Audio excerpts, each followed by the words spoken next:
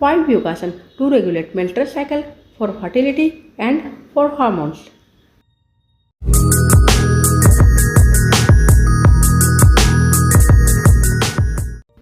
Hello friends, welcome to my channel.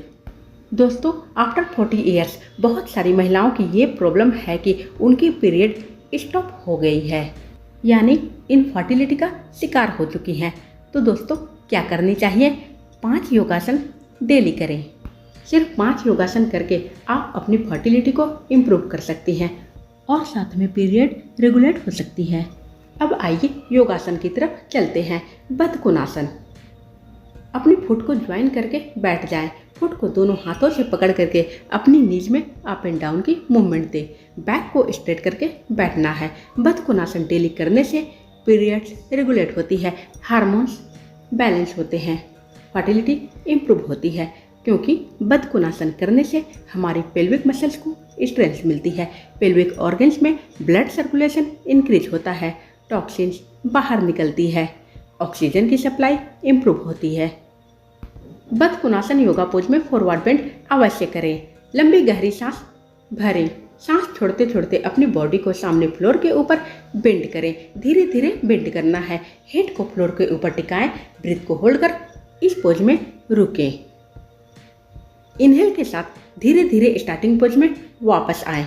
इसके बाद है भुजंगासन, जिसे हम कोबरा पोज कहते हैं। इनहेल के साथ अपनी बॉडी को ऊपर उठाना है। सांस को रोककर इस पोज में अपनी क्षमता के अनुसार रुकना है।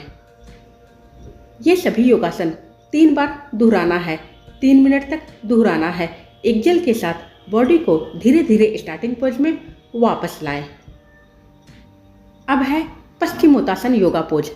इनहेल के साथ अपने दोनों हाथों को हेड के ऊपर स्ट्रेट ले जाएं। एक्सेल के साथ अपनी बॉडी को सामने लेग्स के ऊपर धीरे धीरे बेंड करें। हेड को नीज के ऊपर टिकाएं। ब्रीथ को होल्ड कर इस पोज में रुकें। अपनी क्षमता के अनुसार ब्रीथ को होल्ड कर इस पोज में रुकना है। ये सभी योगासन करने से फर्टिलिटी इम्प्रूव होती है, बॉडी के हार्मोन्स बैलेंस रहते हैं, साथ में दोस्तों पीरियड्स रेगुलेट होती है। इनहेल के साथ धीरे धीरे अपनी बॉडी को ऊपर उठाएं। एक्सेल के साथ दोनों हाथों को फ्लोर के ऊपर वापस लाएं। Matsyasana yoga pose. Lotus pose में बैठें। दोनों हाथों को बैक के पीछे फ्लोर के ऊपर टिकाएं। हाथों की सपोर्ट से अपनी बॉडी को धीरे धीरे पीछे की तरफ बेंड करें। सावधानी पूर्वक बेंड करना है। हेड की टॉप को फ्लोर के ऊपर टिकाएं। दोनों हाथों से अपने टोज को पकड़ें।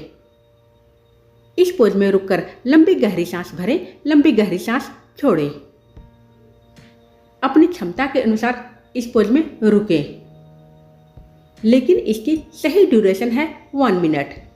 जिन लोगों से आसानी से हो पाए वे लोग 1 मिनट तक इस पोज में रुकें।